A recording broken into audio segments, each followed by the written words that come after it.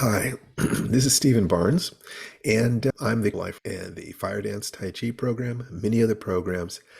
I've been a martial artist, a New York Times bestselling author, but most importantly, an ecstatic husband and father. And I just wanted to talk to you about one of the tools that you can use in order to help you onto the path of mastery.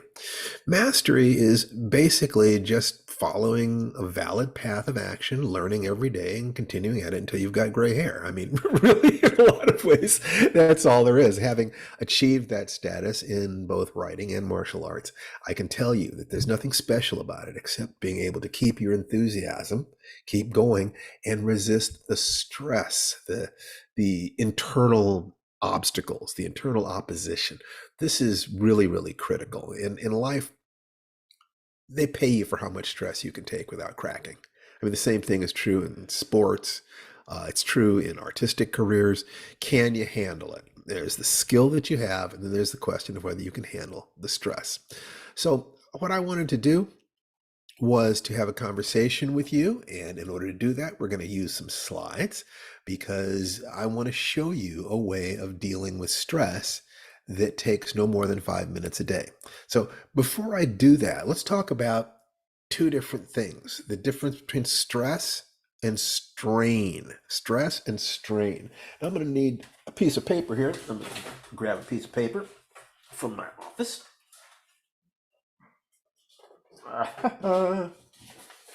Okay, so this piece of paper, this definition and this little talk is related to sports physiology, especially Russian sports physiology. What the Russians say is that all human movements are related to three things: your alignment, your breathing, and the quality of your movement.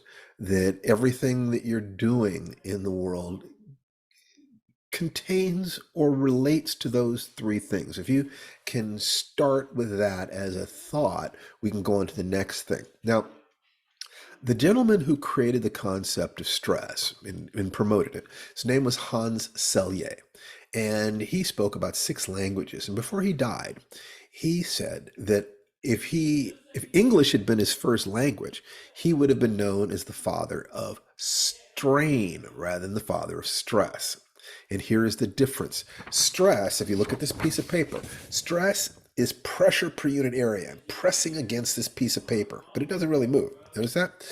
But strain, on the other hand, is deformation per unit length. This is what happens when you get more stress than you can handle healthfully. And this is what you have to prevent. Now, if we go back to what the Russians said about all physical movements being a matter of alignment, motion, and breathing, then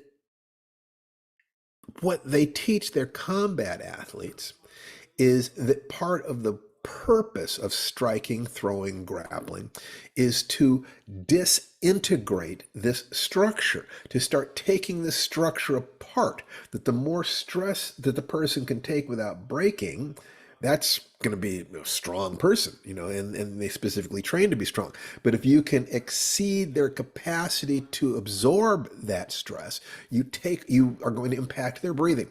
You're going to change their posture, and you're going to change the quality of their movement. If you ask yourself, what is the posture of a depressed person, behind that curtain over there is a person who's feeling very depressed. What is their posture like? You probably would guess that their posture is slumped, okay? And the quality of their movement is going to be tentative and possibly frightened, okay? And their breathing is going to be low and shallow. Now, this is where we're going to focus our attention, because the canary in the coal mine, the first part of this triumvirate that begins to break down when you go into stress, is your breathing. So if you breathe as if you are relaxed, if you breathe as if you are comfortable, then your body mind will believe this. It will, no matter how much stress is going on, it will believe you can handle it, and you will stay relatively calm. And you sit in the center of the cyclone. There's a lot of stuff going on all around you, but where you are is relaxed. If you can do that, you enter a different realm. Okay, so the question is, how do you do that? And luckily, it does not take much time, not if you do it right. So now we're going to share the screen with you, portion of the screen, and we're going to go over here. So this is the 5-minute miracle. Okay, so the 5-minute miracle is what we call this exercise. Yes, okay, centering this right here. Okay, great. So remember what you said about stress and strain. Click to add subtitle. Ha! I hate that. All right, so what this said about stress and strain, that as long as it's not what does not kill me makes me stronger. It is what does not kill me that is not beyond the capacity of my body mind to adjust to it makes me stronger. If it exceeds the capacity, my capacity to adjust to it, I break down. My immune system will start going out. My body won't heal as quickly. I'll start getting sniffles and sick and fall into anxiety and depression. Oh, it's awful. So the trick in life is to take, to be able to continually deepen your capacity to absorb stress without it becoming strain, and to avoid any stresses that take you into strain. As long as you stay in that golden zone where you have enough stress, that there's enough stuff happening that you've got your attention is focused, but not so much that you're feeling like you can't make any forward movement. Okay, so it needs to get your attention, but not trigger fear and anxiety. So how do you do that? Well, let's study the way we breathe when we're breathing, when we're feeling very, very relaxed. And the best study of that is probably the way babies breathe, and that is diaphragmatic breathing. So this illustration here says you inhale through your nose. You could inhale through your mouth. So let's just say you inhale through your nose, and as you inhale, your belly expands. Okay, not your chest, not your shoulders up here, but your belly expands. Okay, then when you exhale, your belly contracts. So inhale through the nose, belly expands. When you exhale, the belly comes in, and you exhale through your mouth. Now you're going to need to actually put your hands on your belly in order to feel this, because most people are breathing up in their chest. And the longer you've been breathing in your chest, the more work it's going to take. But luckily, like I said, we've really, really got an excellent way for you to address this. Now, one way of learning the proper way to breathe is to lay on your back.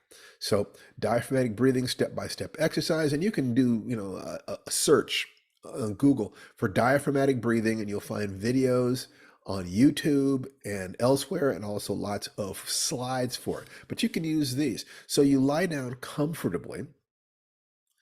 You place one hand on your chest and one hand on your belly. Now, begin to breathe. Now you inhale through your nostrils. And when you inhale through your nostrils, feel your belly expand. The belly goes up. You understand? Your belly goes up when you inhale. Now you could put a book on your tummy, and when you inhale, your belly should expand as if you're blowing up a balloon. Then it contracts, expand, contract. Inhale through your nose, exhale through your mouth. Inhale through your nose, exhale through your mouth. Inhale, belly expands. Exhale, belly contracts. This is the core. And once you've learned it, and also it should be as slow as possible, as relaxed as possible. Your face should be relaxed. Your breathing is relaxed. This is your time with yourself. And if you can do this and learn this, you have learned something that will change your life and give you more life to live. So now this is the way that you use this. Remember, I said 5 minutes a day. It only takes 5 minutes a day to learn this. But the trick is, and you not just learn this, but use it so that stress never turns into strain again for you. And that's what you're going to do is every 1 to 3 hours, you're going to perform 60 seconds of diaphragmatic breathing. If you do it every 3 hours, which is what you do in ordinary circumstances, that means maybe 9 o'clock in the morning, 12 noon, 3 o'clock, 6 o'clock, 9 o'clock. You just take 60 seconds and you breathe. Deep, slow, diaphragmatic breaths. Deep, slow, diaphragmatic breaths. If you will do that, you will begin to change yourself. You'll begin to notice how you breathe, how you hold your body, the expression on your face, the muscle tension in your body when you're feeling deeply relaxed. You can even practice this just before you go to sleep. Feel what it feels like to be deeply relaxed.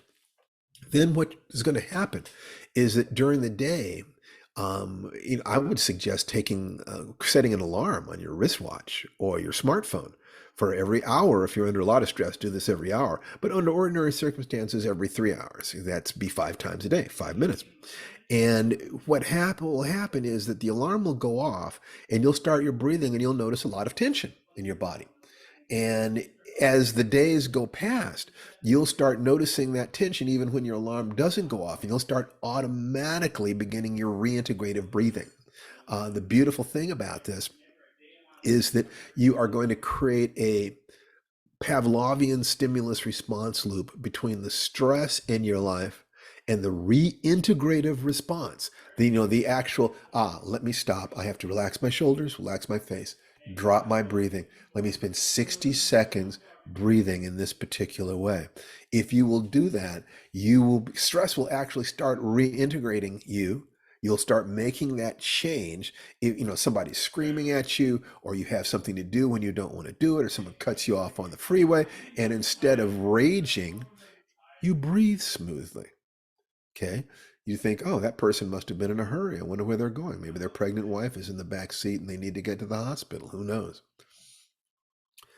What you have to do is to control the aspects of stress that lead to strain. And it's going to be things like galvanic skin response and pupil dilation and heartbeat rate and breathing rate, all these things, many of which are autonomic, but the doorway to affecting them is the breathing. You breathe smoothly, you breathe slowly, everything works out. So I beg you to try this. This is very real. This is a gift to you. It's called the 5 Minute Miracle. It combines ancient and modern technologies in a very, very usable way. It's very, very simple. Anybody can do it, and everyone should do it. If you'd like to know more about this approach that leads to mastery in multiple arenas, I would suggest that you go to firedancetaichi.com, www.firedancetaichi.com, or go to my website, www.stephen-barnes.com. You take care, and thank you so much for watching this. Bye-bye.